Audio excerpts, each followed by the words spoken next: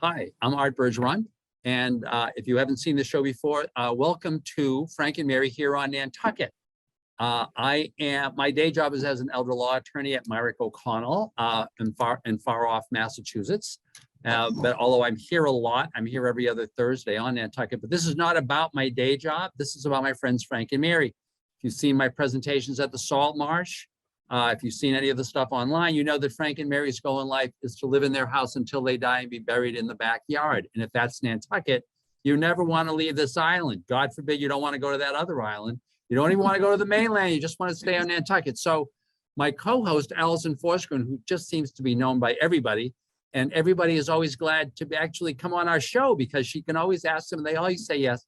Finds these great guests for us, and she's got yet another great guest and yet another little novelty here because we're gonna be doing a tour as part of this wonderful presentation. So Alison, whom do we have today, and what are we going to talk about? Well, I'm so happy that my friend Mary Lacoursiere was able to join us.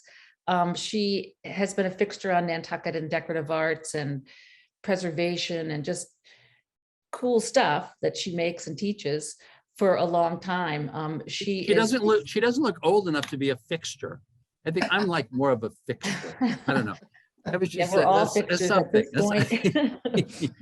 She's the Sacerdote Chair of Education and Community Relations for the Nantucket Historical Association, which is quite a job. And I have had the great pleasure of joining her in some of her classes over the past little while, and love them and enjoy them. So Mary, thank you for joining us. Thanks for having me. Yeah. It's great to be here. Yeah. Mary's joining us from the 1800s house where there is currently a GAM in place, which we'll learn more about later. But I believe my friend Arthur has a burning question for you, Mary.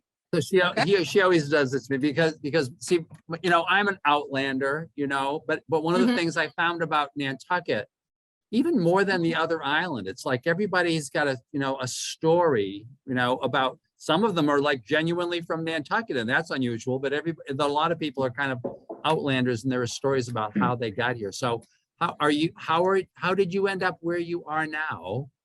How did you end up?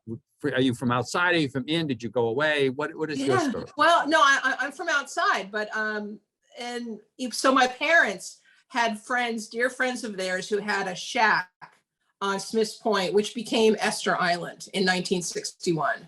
So we summered on Nantucket with no electricity, no running water. We would go to Nantucket, leave our car and take a boat out, and we would maybe come in maybe once or twice in 3 weeks, and we would fish and just explore. And we were on the beach the whole time. And we lived in a small shack, which is still there. And that was our summer. That was our life on Nantucket. And it was pretty extraordinary, and it still is. The things are still there. The history is there. So we knew Millie. We had a lot of just connection to old Nantucket. So that was our experience. That's great. And you say that, so the shack is still there. Are there many people that still vacation there? No, the shack is owned, I have to say, Mark Gottwald, when it was sold, in the, I guess, 80s, Mark Gottwald and Elliot Gottwald bought it. And literally they did, I think, the most, I'm just so thrilled with what they did, is they basically kept it from falling down. And when you go into the shack, they added some things to it to preserve it, but all the things that were thumbtacked to the wall are still there. Yeah. Oh, that's great. That's great. Every year, whoever was first to the shack would go to Brant Point Marine and get the big tide chart. And by the time, everything was sold, I think the tide chart stack was a couple inches thick. Nobody ever took them away. They just kept adding. So stuff like that's that. Great. Yeah. Thank you for that.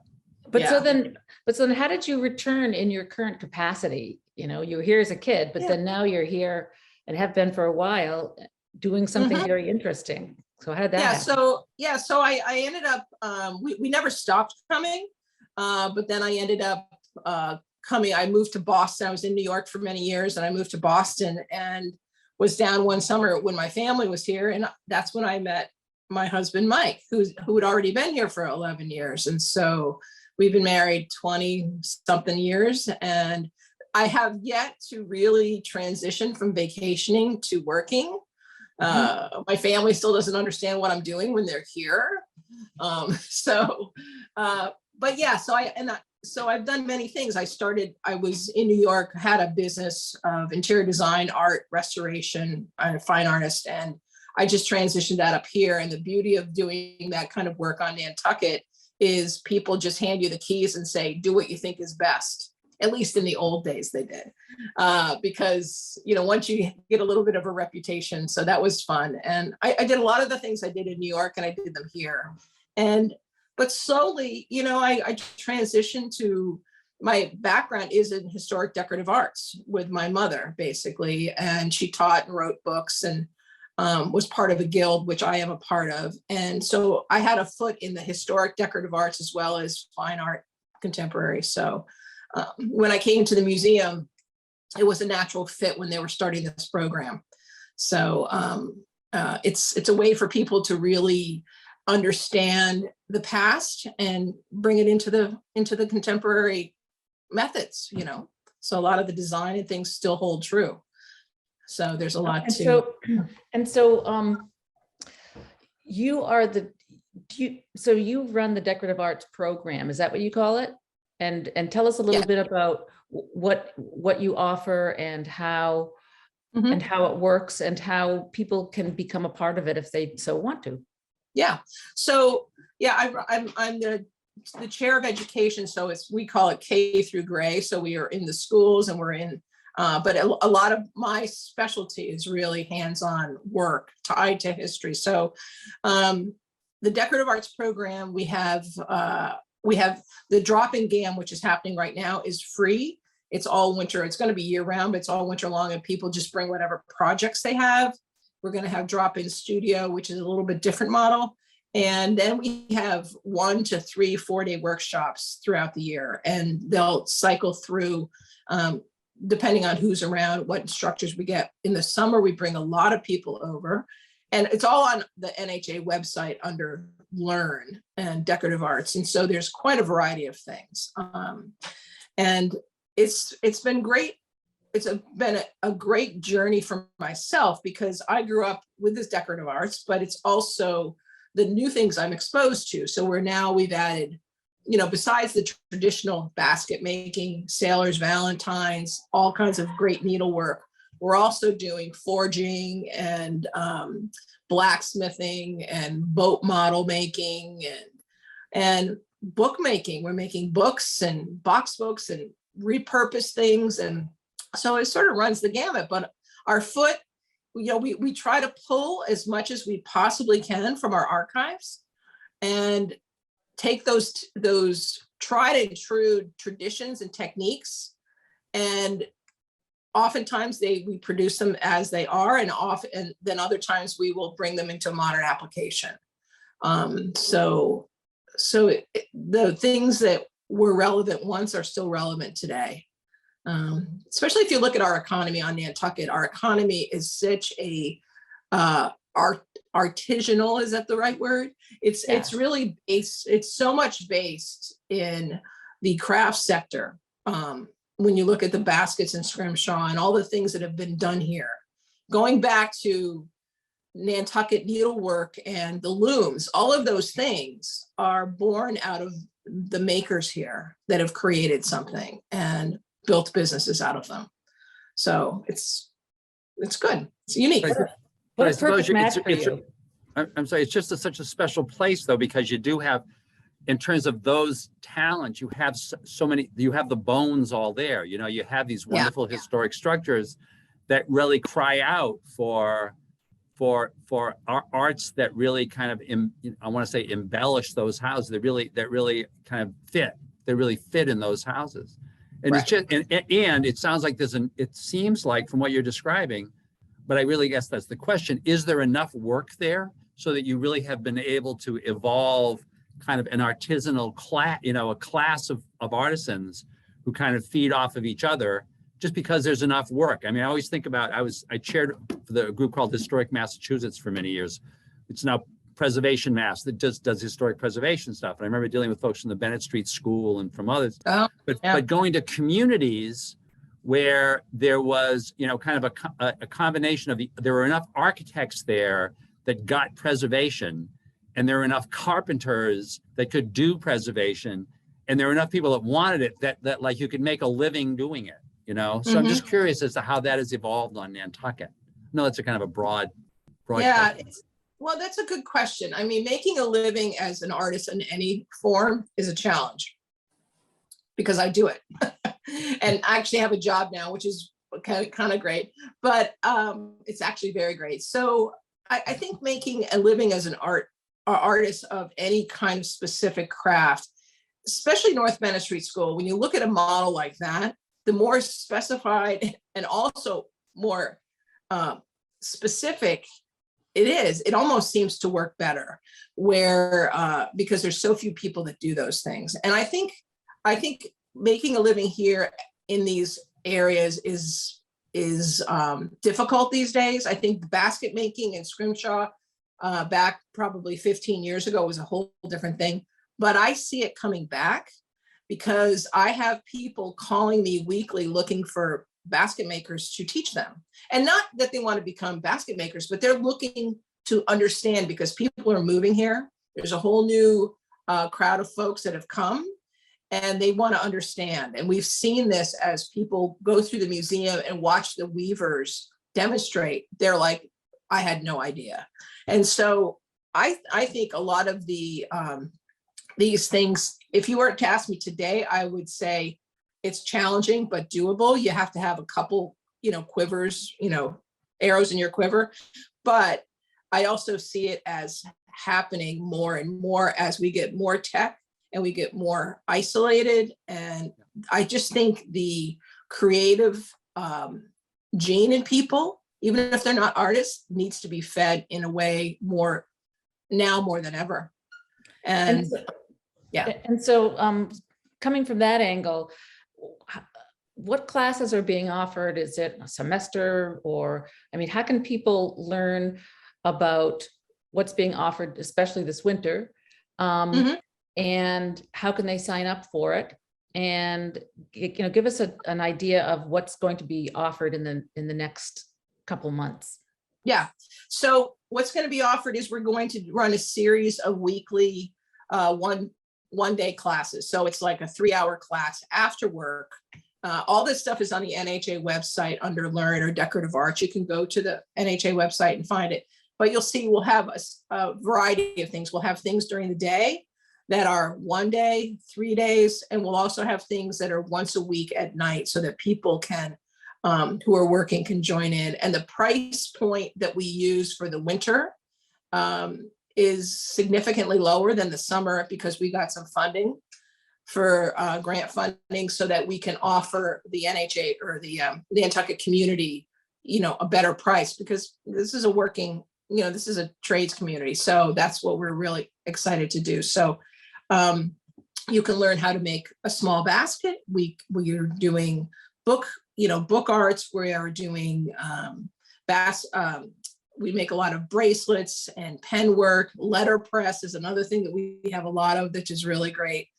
And the list goes on. So, and as we get closer to May, we'll have Sailor's Valentines again. We will have floor cloths and theorem paint. I can't even tell you. And then of course we've got our superstars, our local Keaton Goddard taught for us last year. If you don't know who he is, go to YouTube and he taught making a knife with a railroad spike. How fun is that? And so he's going to be back.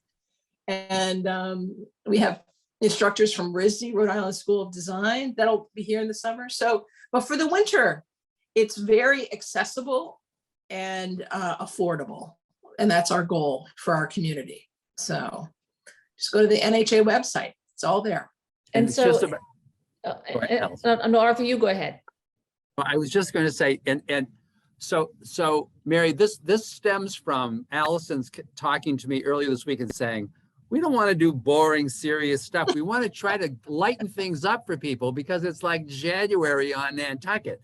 And in terms of the kind of broader environmental stuff, that sometimes is not a pleasant thing. So, I go to Nantucket every other week.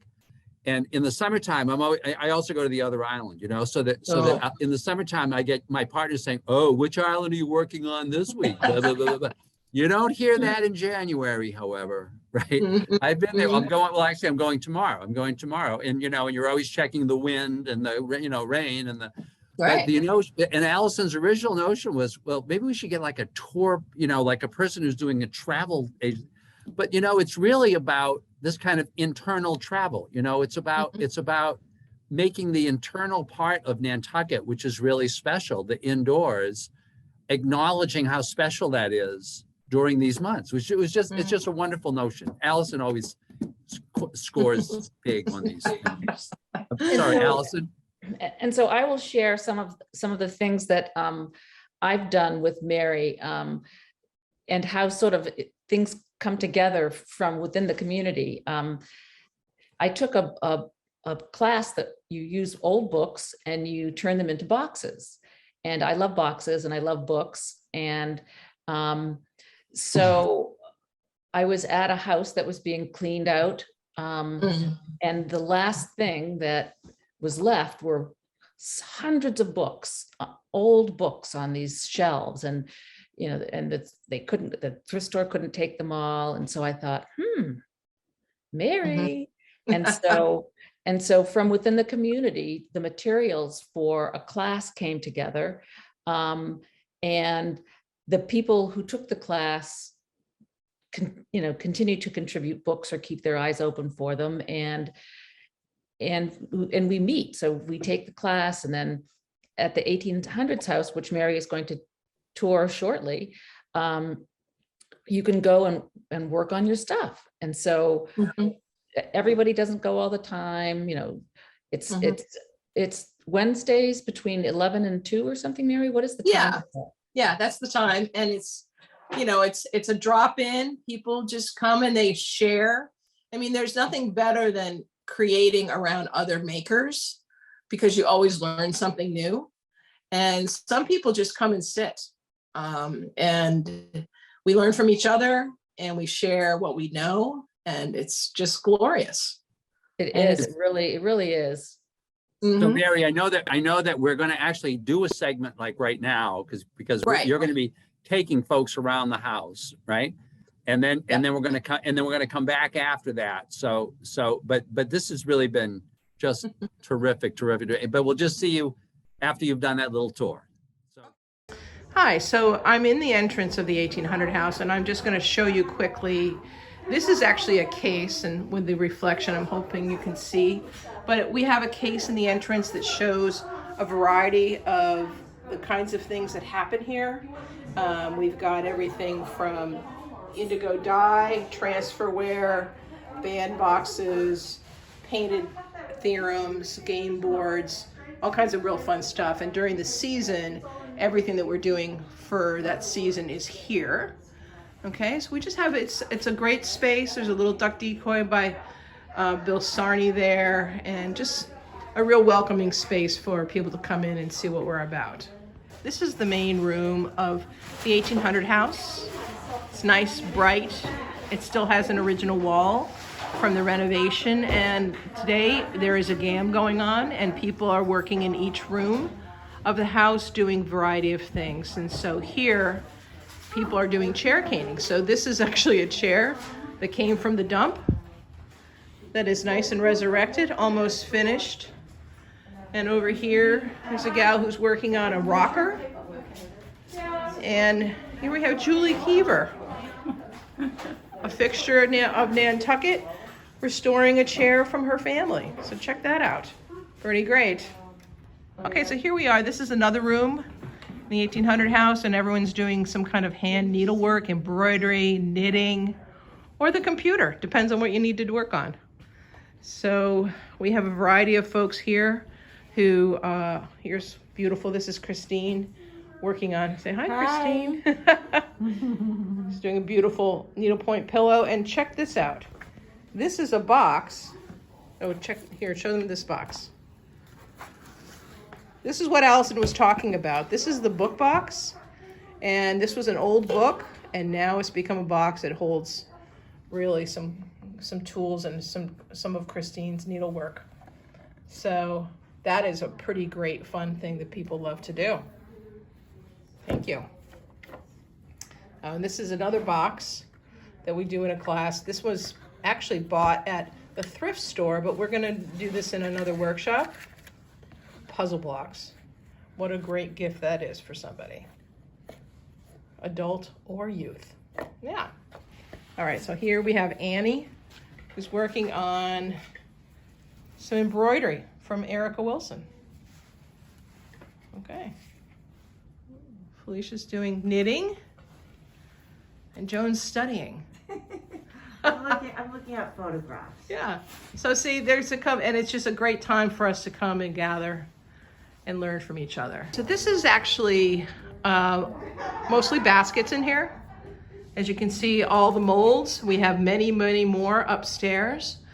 But this is a place where people come, and we do a lot of youth classes here. And you can see the great, just the forms themselves are gorgeous. And we have a lot to choose from, so people can come in. And if they want to start a basket, there's usually somebody here who knows to at least get them started. And here are two that are underway. This one actually is finished, ready to come off the mold and get its rim. And this one is actually a basket that we found in the Basket Museum's things that they had. And what we do is we have our youth weavers who are grades 3 through 5 or 6. And in the afternoon, when they come and they make their baskets, when they want to take a break, they've all been weaving this basket. So it'll be a great thing to have when they're finished. And they can all be a part of that. But here's some more examples. This is a half-hull boat model made by Mark Sutherland. This is a very popular class in the summer. And we've done the Alarian, the Indian, and a lot of the boats that are, iconic Nantucket boats.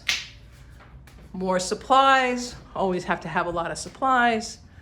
And more samples here. These are different samples from painting classes and painting on an old shutter. And then this is called Sharon's knit. So it's all cut paper that's been painted. And you can see the pattern itself is it's a mirror image of itself. So the paper gets folded and then cut. So anyway, so this is just a little tour of our space. It's well used, it's well worn, there's stuff everywhere. And we welcome you anytime you want to come visit or come take a class. Thanks so much. So it was just a pleasure having you on. And I should say, so I have no creative sense, but I have a daughter that went to RISD. So I can identify with all of these folks, right? Mm-hmm. Alison? Mm-hmm. And Mary, I so appreciate you coming on. And I encourage anyone who is watching that would like to learn more to be in touch with Mary using the information underneath the screen. So thanks. And we'll see if we can get some of her information on the show so that you can connect with her. And we'll look forward to seeing you all on the next installment of Frank and Mary here on Nantucket. Thank you very much.